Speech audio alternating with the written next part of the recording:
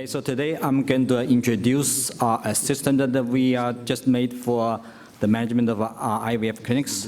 So this is actually a collaboration between us and the New Hope Fertility Center. So just say, who are we? So Dr. Zhang is a person who does not need any introduction in this community, but I want to also share a little bit of my impression towards him. So I think Dr. Zhang has a very curious scientific mind, and he always, during my talks, he always tried to, have very broad interest, try to explore the boundary and different technology, how to apply that for the benefit of, the medical field, especially IVF. So that's one thing. And also another, impression I have is he's very considerate kind person, very, considerate towards, the collaborators we work with him, friends, collaborators, and the patients. So I have very great respect for him, for all the achievement and his help. Okay, so Dr. Chow and me, so both of us, we are computer science professors at the University of Massachusetts, and our area for research is in broad area for artificial intelligence, especially machine learning, image processing, and data mining. So we have done a bunch of applications, very interesting ones in the medical field. For example, we have done a lung cancer and a tumor detection system that based on CT images and in collaboration with UMass Medical School. We also have done a stroke patient monitoring and detection rehabilitation system in collaboration with University of Tennessee. And recently we are kind of renewed our project with endoscopy, polyps detection in surgery. So our systems are used in real time in the surgery room, so to help the doctors find the polyps and during the operation. Okay, and so this slide actually is kind of probably more towards the Chinese market. So we're trying to identify problems there and try to improve the system. So there, and also maybe some other parts of the world, we have the doctor quality is uneven. We have very experienced doctors, but on the other hand, we also have some junior doctors without a lot of standard intensive training, and also. The resource is very scarce. When I visited a hospital in China, the first floor is so crowded, and I was so overwhelmed because there's so many patients and so few doctors. So in some settings, like IVF, people have to wait half a year to get a 5 minutes time with doctors. So that's a lot of inefficiency that can be improved for the system. And also, a lot of technology that at least used in part of China is a little bit outdated second generation IVF with low success rate. So what our goal here is actually we want to design, develop, and deploy AI-based smart system for the diagnosis and treatment plan for the IVF clinics. So later, Dr. Zhang is going to show us the first version of system that we developed with New Hope that try to automate some of the stimulus protocols for the system, for the process. So by doing this, we're trying to improve the patient experience and outcomes, because now the the load is reduced. He may have more quality time with patient and with better diagnosis. So that will essentially improve the patient experience. And our ultimate goal through all this development is we're going to have a whole comprehensive AI-based system that kind of provide patient care, diagnosis, treatment, doctor training, and also hospital management, information management. So that's our ultimate. So we're trying to eventually build an AI-empowered system for the whole IVF workflow in the clinic. Okay, so but we start from very beginning. So today, so we're going to start with this several projects. For example, the first one is intelligent treatment system. So a system that automatically generates stimulus plan protocol built upon the experienced doctors in our collaboration with New Hope. And then we are also in the process of design and develop an intelligent medical question-answer system. So before the patient sees doctor, he may have a lot of questions. So this will help prepare the patient to have better knowledge and then have more efficient, time with doctors. And also the medical summary system. So when before doctor sees a patient, our system may prepare a very good summary for the medical history, condition, treatment, and effect of the patient. So now doctor can have, better knowledge of the patient and then before the discussion.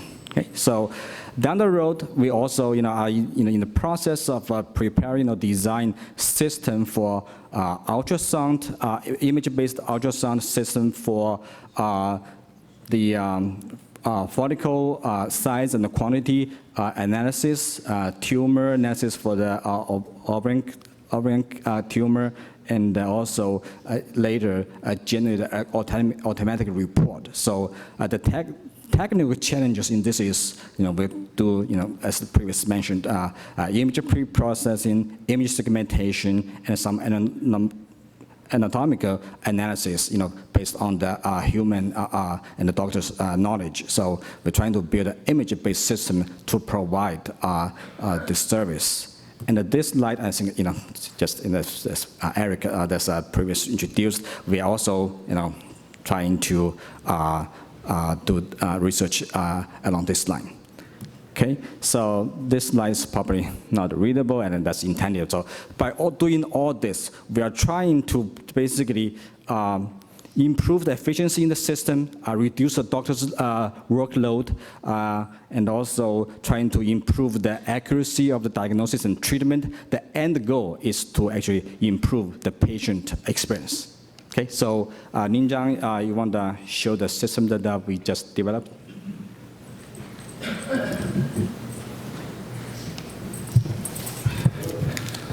So now I'm going to showcase our system in an interact manner.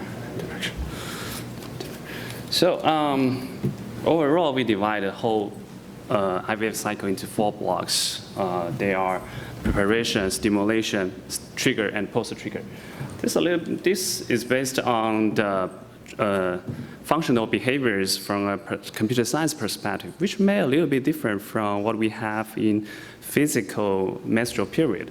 But anyway, so every time a patient comes to visit our clinical center, our system will give a treatment decision based on the current blood test, ultrasound test, and as well as the status she was in before the visit. Okay, and next I will showcase some typical scenarios we always have during the real IVF cycles. So here is an example. The patient, by the way, for the sake of privacy, we concealed all the patient's name. Right? So this patient can visit our clinical center, and her age is 40, cycle length is 30. And so when we come to the first, on January 9th, 2017, we have her ultrasound pass and blood test. So it seems fine because we have, by the way, we have to tell how to interpret these numbers. So by 5, this had 2 5. So this means that we have 5 follicles with a diameter size be 5. So we have 5 follicles here, and it seems like every hormone level is good, and it seems like this patient is well prepared for the IVF cycle treatment. So in this case, both the machines and doctors agreed to start cycle right away. Then we comes to after a week, a patient came, and we found our machine or algorithm triggered the MD talk event because we find that the E2 seems a little bit low, and this is abnormal and very important. In this case, we let the doctor to make the decision whether we should continue or not. So, and we found that follicles seems good, it grows, and compare with the last visit, as you can see here, this is January 9th, this now is January 16th. So the follicles grows well, And that's the reason why probably the physician believe that we are fine to go, to continue. So in this way, we can just click yes. And then the system will refresh its status and continue and recalculate all the stuff. So when we come back to block 2 stimulation part, we find that there's a lot of afterwards treatment. You see, everything goes well, follicles grows, and FSH and LH, all the hormones seems to be good. So we consider everything went well, and when we came to January 22, here we came to, it seems like we do not agree with each other. Our machine, our algorithm seems that it's good to start the trigger process, as we found that the leading follicles are mature enough, and it's probably the right time to start the trigger process. But the doctor seems like we may postpone for another day, but we don't know. In this case, we can actually change the result and reroute the system. So for example, so again, the system changed. Let's continue to do, and then we come to the next day, and we found that still we have multiple options because the patient is smaller than, the age is less than 44, and follicles, we have 5 follicles larger than 15 millimeters. So in this way, we give a recommendation that we may trigger by either Lupron or Ovigil. So in this way, actually, the physician give the recommendation to use Lupron for the trigger. So in this case, we still select trigger with Lupron 1 and save. So then we come to the last block. So this is post-trigger. As we monitor the patient's blood or hormones, and we found that we actually experienced that E2 dropped a little bit, right? So in this case, our algorithm say that, okay, probably we will do the aggregate shuffle in 28 hours, and we may combine with MD toggle 50-50. So because the E2 dropped. So this is the whole cycle we have for the common case. As you may already found that every time when the decision is made, we will give some the major reason that why we do this, and it is easy for human beings to follow. Of course, there are a lot of black box ones, where machine learning and data science come to play, but nevertheless, we think by giving this human-friendly explanations, we think we're moving forward to bridge the gap between the two communities. So the message we want to convey is that we are coming to help and to assist instead of substitution, right? And most importantly, we're trustworthy. So here is another example, the same person, let's say the same person, but she came again with a third time, and we found that she still can start her IVF cycles on May the 8th, but then now still we encountered MD talk event, but this time it's a little bit different, because this time the follicles, we are finding that the follicles not grow very well. So we found that we have 10 follicles on the first day, on cycle day 1, and then we found only 2 of them grow. So we see it's maybe because of the E2 is a little bit low, but still you can continue your treatment cycle if you think it's good to go. And so we have many such of kind of case which we usually experience. As one patient can have can receive multiple IVF cycles, right? So definitely doctors will adjust their therapy or protocols and strategies a long time. So this is also true for our algorithm. In this way, to this end, our algorithm will further memorize some statistics. So here is an example. Let's say,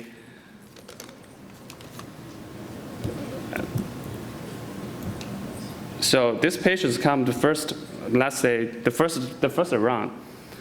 You see that after the first round, we memorize that the patient has this like statistics, because we know that follicle reserve is a very good indication to determine what kind of like therapy or what kind of treatment we want to give to them. So if we take a look at block 1, we find that actually this patient is a little bit hard, I would say. So we spent a long time to prepare her body for the next like treatment cycle. So we actually have like 4 times of like visit before the patient have 4 times of visit before we start cycle. See, it either be because of the follicles too fill given the age, or some blood test doesn't pass. For example, AFS is too high somehow. And then finally it comes to the end. Okay, it's good to go for here. Now we have enough follicles and blood test results are good. So even though it's a little bit tough, but the good news for us is that we actually can use this kind of records to calculate or to do some statistics to find out what's the average follicle reserve, or what's the average hormone levels that this patient has. So as she comes again for the second time, round 2, we actually found this numbers change a little bit. As we have more records, this confidence score will be higher. So which means that the statistic is more trustable. So we have these features. Maybe you can take a look at this, memorize some of the numbers, and then she comes again for the 3rd time.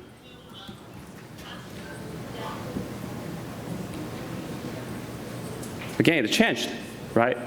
So we actually our algorithm will leverage this kind of statistic to change or to adjust the treatment a long time, because in this way we think it's good for us to say to help to the personalization of the treatment, because we cannot use the unified treatment protocol for everyone, right?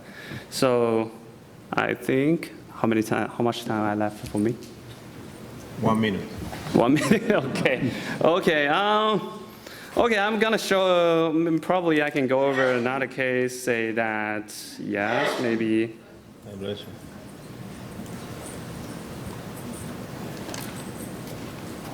Let's say this is not a case, and just, yes, this lady is a little bit in advance, we'll say 49. Yeah, see how desperate she is. Anyway, we are trying to help her. So we see that this time we give ultra mini IVF. Before that, in the last case, two examples there, we always give them like mini IVF. So we see it seems like she was pretty prepared well, and yes, everything goes well, and we trigger just right in time, as you see here. Still, I think we're doing good, because we give the option that the physician or doctor really use in practice. So I think that's what I have. Thank you.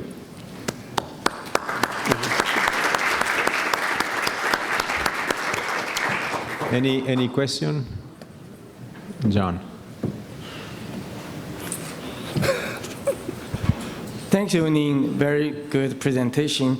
This guy is a computer scientist, he just finished his PhD, but sounds like he finished halfway through the IEI fellowship.